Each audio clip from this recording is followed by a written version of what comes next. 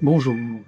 Aujourd'hui, je voudrais vous parler de prédiction du risque de maladie et d'intelligence artificielle.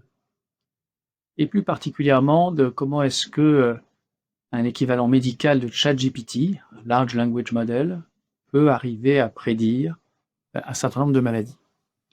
Alors, la prédiction du risque de décès ou la prédiction du risque de survenue de maladie, que ce soit les maladies cardiovasculaires, le cancer ou toutes sortes de maladies, c'est évidemment une des grandes questions que se pose la médecine, en décidant à partir de facteurs de risques individuels, cliniques, anthropométriques, biologiques ou dérivés d'examens d'imagerie, d'essayer de prédire cela. Évidemment, l'apport récent des omics en général, la génétique et la génomique, mais pas seulement, a été très important. Mais les capacités des modèles actuels de prédiction sont relativement limitées, les outils sont multiples, moyennement performants, il y a des outils différents pour chaque maladie. Et des bioinformaticiens se sont posés la question d'utiliser l'équivalent des Large Language Models de ChatGPT pour essayer de prédire les maladies. En effet, comment fonctionnent ces modèles pour faire des phrases?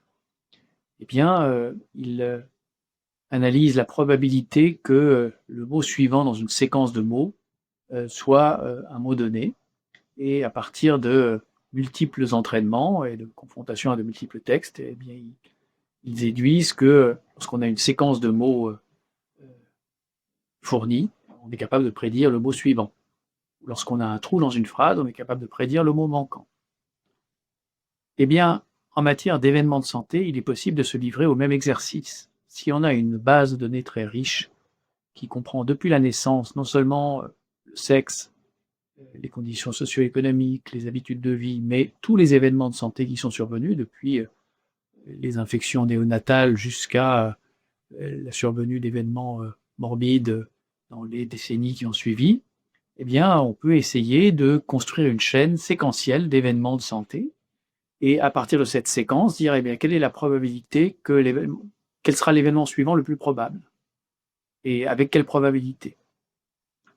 Et c'est ce qu'a fait un modèle, un Large Language Model, qui est dérivé de ChatGPT, mais qui s'appelle Delphi 2M, et qui a été entraîné par des bioinformaticiens sur la base de données de la UK Biobank, donc une grande base de données très riche, britannique, colligée récemment et qui continue à être enrichie.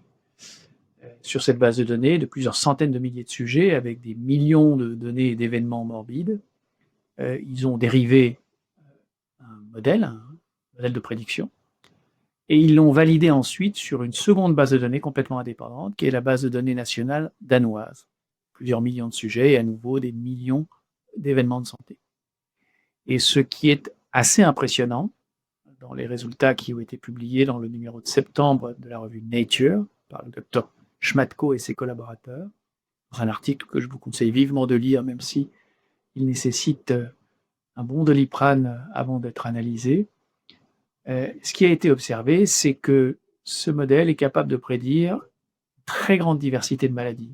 Il a été testé sur 906 maladies différentes, dans tous les domaines de la santé, depuis les maladies cardiovasculaires jusqu'à la santé mentale, depuis les maladies infectieuses jusqu'aux maladies oculaires ou aux maladies de l'appareil locomoteur, dans tous les grands systèmes de santé.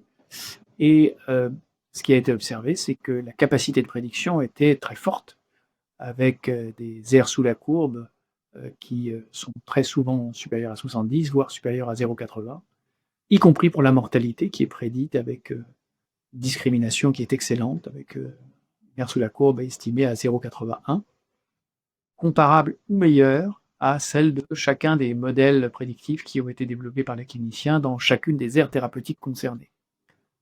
Évidemment, la capacité de prédire un événement est d'autant plus forte que cet événement va être proche. Et donc, on est capable de prédire avec une assez bonne probabilité ce qui va se passer dans l'année ou les 2 années qui viennent. Et puis, si on augmente la fenêtre temporelle, 5 ans, 10 ans, 15 ans, bien, la capacité de prédire diminue. Mais elle est à peu près constante dans tous les grands appareils physiologiques. Elle est constante chez les hommes et chez les femmes. Et elle touche non seulement la morbidité, mais la mortalité.